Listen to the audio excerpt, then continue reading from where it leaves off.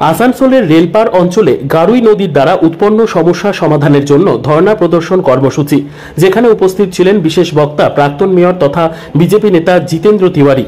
এছাড়াও গারুই নদী হইতে সমাধান, রেলপার অঞ্চলে রাস্তা বেহাল, বিধবা ও বৃদ্ধা পেনশন, পরিষ্কার ও পরিচ্ছন্নতা সমস্যা, জলের সমস্যা প্রভৃতি সামনে রেখে এদিন আসানসোলের ধাতকা রোডের মঙ্গল পাণ্ডে সেতুর নিকট এই ধর্ণা কর্মসূচি অনুষ্ঠিত হয়। পশ্চিম বর্ধমান থেকে কাজল মিত্রের রিপোর্ট, নিউজ সমাজিতৈষী। সেটাই বলছি যে পৌর নিগম নির্বাচনের সময় সমস্ত দলই তার যে ইস্তেহার সেটাতে গারুই নদী তার ফার্স্ট প্রায়োরিটি ছিল। আমাদেরও ছিল, তৃণমূল কংগ্রেসের ছিল, সিপিএমেরও ছিল। তৃণমূল কংগ্রেস জোর করে জয়লাভ করেছে, তারা ক্ষমতায় এসছে। তারা ক্ষমতায় আসার পর 2 মাস পর কিন্তু আমরা আন্দোলনে নামিনি। আমরা তাদেরকে অ্যাডিকুয়েট সময় দিয়েছি। 2 বছর পেরিয়ে গেল। এই 2 বছরে অন্তত 5 জন ব্যক্তি মারা গেছে এই গারুই নদীর কারণে। এবং 2 বছর পরেও যখন দেখছি যে প্রত্যেক বছর গারুই নদী নামে 50 লক্ষ টাকা, 1 কোটি টাকা কোথায় কি হয়ে যাচ্ছে আমরা কেউ জানতে পারছি না। কিন্তু গারুই নদী যেরকম ছিল সেরকমই আছে। মানুষের জীবন যেভাবে বিপন্ন ছিল ঠিক একইভাবে বিপন্ন আছে। তখন নিরুপায় হয়ে বারবার বলার পরেও যখন পৌর নিগম কোনো ব্যবস্থা নিল না, তার সঙ্গে সঙ্গে আপনি দেখবেন যে এই যে বয়স্ক লোকদেরকে দেখছেন, বার্ধক্য ভাতা 4 মাস হয়ে গেল, 4 মাস ধরে বার্ধক্য ভাতা পাচ্ছে না। রাস্তাঘাটের অবস্থা আপনি দেখুন, পানীয় জল আসানসোলে মানুষ পাচ্ছে না, সাফাই হচ্ছে না, আলো জ্বলছে না, পুরো পরিষেবা বলতে যেটা বোঝায় কোনোটাই হচ্ছে না। তাহলে পৌর নিগমেরা কেন ওনারা বসে থাকবেন? গণতান্ত্রিক ব্যবস্থায় অন্য কোনো উপায় না পেয়ে আজ আমরা 12 ঘন্টায় ধর্নায় বসছি। সকাল থেকে বসছি, বিকাল 6টা অবধি আমরা ধর্নায় বসবো। এবং আজকের এই ধর্না আসানসোলের মানুষকে নিয়ে, রেলপারের মানুষকে নিয়ে প্রশাসনের উপর চাপ তৈরি করার জন্য এটা আমরা করছি। এরপরেও যদি প্রশাসন নির্লজ্জ হয়, পৌর নিগমে যারা আছে তারা নির্লজ্জ হয়, তাদের চামড়া যদি গন্ডালের চামড়া হয়, তাহলে আগামী দিনে আরও বড় আন্দোলন আমাদেরকে নামতে হবে। আজকে প্রতীকী ধর্নায় আমরা বসেছি এবং আমরা দাবি করছি যে শুধুমাত্র জেসিবি লাগিয়ে একটু মাটি তুলে দিলে হবে না। রূপনারায়ণপুর থেকে স্টার্ট হচ্ছে গারুই নদী। রূপনারায়ণ যেখান থেকে উৎস, সেখান থেকে যদি কম্প্যাক্ট একটা প্ল্যান না তৈরি করা হয়, ওই কিছু মাটি তুলে দিলে কিন্তু এই সমস্যার সমাধান হবে না। এবং এই বছর যদি কারো মৃত্যু হয়েছে, এবছর মনসুনে যদি কারো মৃত্যু হয়েছে গারুই নদীর এই ভয়াবহ পরিস্থিতির কারণে, তাহলে তার দায়ী কিন্তু এই পৌর নিগম থাকবে এবং জেলা প্রশাসন থাকবে। বলছি, গারুই নদীর জন্য একটা কমিটি গঠন করা হয়েছিল, সেই কমিটি পরিদর্শন করা হয়েছে বিভিন্ন। আর আমি বলছি যে প্রত্যেক বছর এরকম প্রত্যেক বছর কমিটি, ওই কমিটি কিছু না, এটা গারুই নদী নামে 50 লক্ষ টাকা, 1 কোটি টাকা নিজেদের মধ্যে ভাগ করবে, কে কত পাবে তার জন্য কমিটি। মানুষকে পরিষেবা দেওয়ার জন্য এই কমিটি হয় না, আমাদের ট্যাক্সের টাকায়। তৃণমূল কংগ্রেস টাকা তোমরা চুরি করো না, আমরা তো বলতে যাচ্ছি না। বালি, কয়লা, লোহার টাকা তো খাচ্ছ, আমরা তো বলতে যাচ্ছি না। কিন্তু আমাদের করের টাকা, আসানসোলে মানুষের করের টাকা তোমরা ভাগ করে নেবে নিজেদের মধ্যে। আর গারুই নদী যা অবস্থা থাকলো সেটাই থাকবে। মানুষ বিধবা ভাতা পাবে না, বার্ধক্য ভাতা পাবে না, মানুষ পানীয় জল পাবে না, রাস্তাঘাট হবে না। আপনি বলুন না, যে রাস্তার সামনে আমরা দাঁড়িয়ে আছি ধাতকা রোড, রেলপারের সবচেয়ে চলন্ত রোড, এটা দেখুন কী অবস্থা আছে। তাহলে কি আমরা বসে থাকবো? এবং ওরা ধরে নিয়েছে যে না, কে কী করবে আমাদের।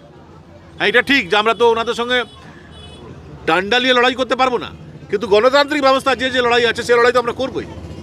এর আগে তো কাউকে বসতে হয়নি। আমিও তো 5 বছর পৌর নিগম চালিয়েছিলাম। একদিন তো দেখান তো যে 5 বছর একজন কেউ জলের জন্য রোড ব্লক কোথাও হয়েছিল, কাউকে ডেপুটেশন দিতে হয়েছিল। একটা ওয়ার্ডে কাউন্সিলর দেখান তো যে ডেপুটেশন দিয়েছিল, বিরোধী কাউন্সিলরদেরকে বলছি, কেউ ডেপুটেশন দিয়েছিল যে আমার ওয়ার্ডে কাজ হচ্ছে না। তখন কি করে হতো তাহলে? এখন কেন হচ্ছে না? এর জবাব দিতে হবে না ওদেরকে। কি ভেবে নিয়েছে যে আসানসোলকে বঞ্চিত করে যাবে? কলকাতায় মা ফ্লাইওভার হোক, ঠিক আছে, বাবা ফ্লাইওভার হবে, ভাইপোর ফ্লাইওভার হবে, আর আসানসোলে কিছু হবে না। আসানসোল থেকে হাজার হাজার কোটি টাকা রেভিনিউ হিসেবে কলকাতায় যাবে, কলকাতাকে আরও সুন্দর করে সাজানো হবে, আর আসানসোলকে ধ্বংস করে দেওয়া হবে। আর আসানসোলে বাসী হিসাবে আমরা এসে বসে মেনে নেব? এটা আর মানা যাবে না। তাই আমরা রাস্তায় নেমেছি, আগামী দিনে আরও বড় হবে।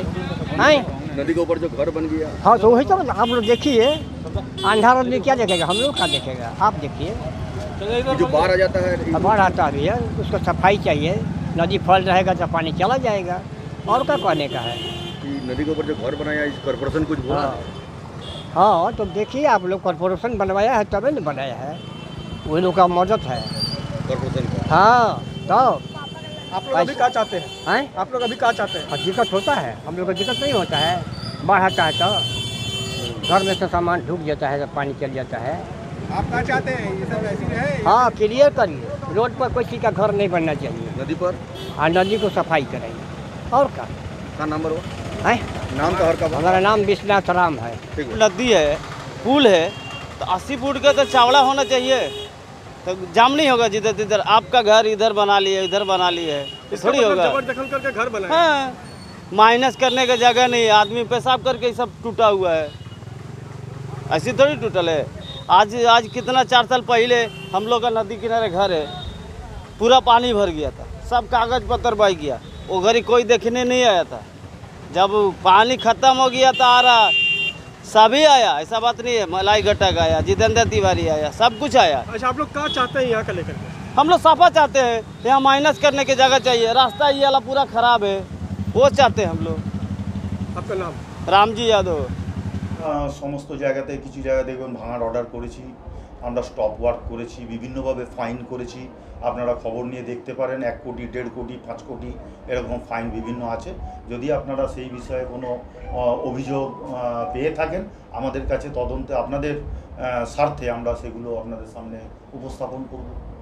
একটা শেষ প্রশ্ন হচ্ছে 14 নম্বর ওয়ার্ড, 15 নম্বর ওয়ার্ড, 21 নম্বর ওয়ার্ড, 27 নম্বর ওয়ার্ড, আসানসোলের আরসিআই থেকে শুরু করে শফি মোড় পর্যন্ত সম্পূর্ণ রাস্তার বেহাল অবস্থা, রাস্তা ভেঙে পড়েছে, এতগুলো ওয়ার্ডের কাউন্সিলর সেই জায়গায় রয়েছে, কোনো কাজ নাকি হচ্ছে না। আমাদের রোডের অবস্থা সত্যিই খারাপ, যেটা আমরা অস্বীকার করতে পারি না। আমরা এই কাজটা আমরা দিয়েছি, আমরা 2টো ফেজে এই কাজ দিয়েছি। একটা আমাদের টানেল মোড় থেকে রূপকথা সিনেমা হল পর্যন্ত, কেটি রোডের পুরোটাই, এবং ওখান থেকে আরসিআই মোড় পর্যন্ত, যেটা আমাদের প্রায় 1 কোটি টাকার কাজ। এটা আরএসপি ফান্ডে গেছে, আমরা 2বার এটা দিয়েছি। প্রথমবারে আমরা ফান্ড পাইনি, দ্বিতীয় ধাপে আমরা আরএসপি ফান্ডে এটা দিয়েছি। আরএসপি ফান্ড অ্যালাউ হয়েছে, কিন্তু এখনও আমাদের কাছে এসে পৌঁছয়নি। যখন আসবে আমরা সত্তর কাজ শুরু করব। ইতিমধ্যে জনগণের কিছু অসুবিধা নিশ্চয়ই হচ্ছে, আমরা সেখানে ইট টুকরো এবং স্টোন দিয়ে মানুষ যেন বিপদমুখী না হয়ে যায় তার প্রচেষ্টা করছি, এবং আজ রাত থেকে সেটা আপনারা